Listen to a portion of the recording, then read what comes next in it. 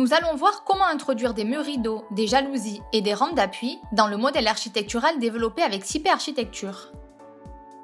À partir de l'onglet Architecture, dans le bloc Éléments constructifs, nous déplions l'outil Éléments verticaux où se trouvent les options correspondantes.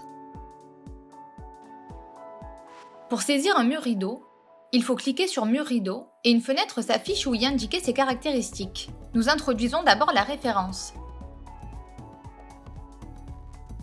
Pour l'étiquette, nous avons deux options. En créer une nouvelle, ou cliquez sur la flèche qui apparaît à droite pour en utiliser une créée précédemment.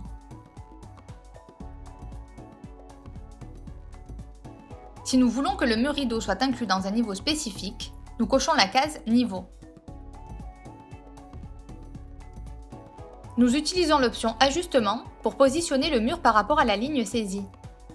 À droite, centré ou à gauche. Ensuite, nous définissons l'espacement entre les traverses et entre les montants, puis indiquons la largeur et la longueur de la traverse et du montant. Dans la partie inférieure, nous choisissons la couleur et la transparence de chaque élément. Après avoir saisi ces propriétés, nous cliquons sur deux points du modèle avec le bouton gauche de la souris pour définir la longueur du mur rideau. Ceci en indiquant sa hauteur par un troisième clic sur le même bouton. Si l'option Permet de coter lors de l'introduction de chaque élément est activée, nous pouvons saisir directement la hauteur du mur.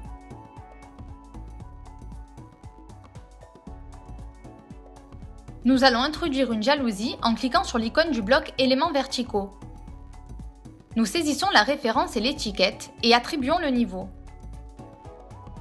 Dans Type, nous choisissons entre lame horizontale ou lame verticale. Ensuite, dans Propriétés, nous introduisons sa hauteur. Dans Lame, sa largeur, son espacement et si nécessaire, son inclinaison. Et enfin, dans Montant, sa largeur, sa longueur et son espacement. Il est possible de choisir une couleur et une transparence pour les différents éléments. Les éléments sont introduits de la même manière que les murs rideaux.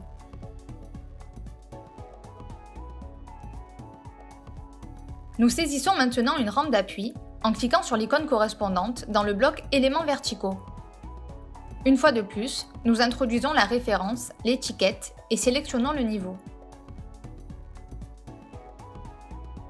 Dans les sections suivantes, nous indiquons la hauteur, largeur et profondeur de la main courante, l'espacement, la largeur et la profondeur des montants et éventuellement le nombre de barreaux, leur largeur et leur profondeur, puis si nécessaire, leur espacement.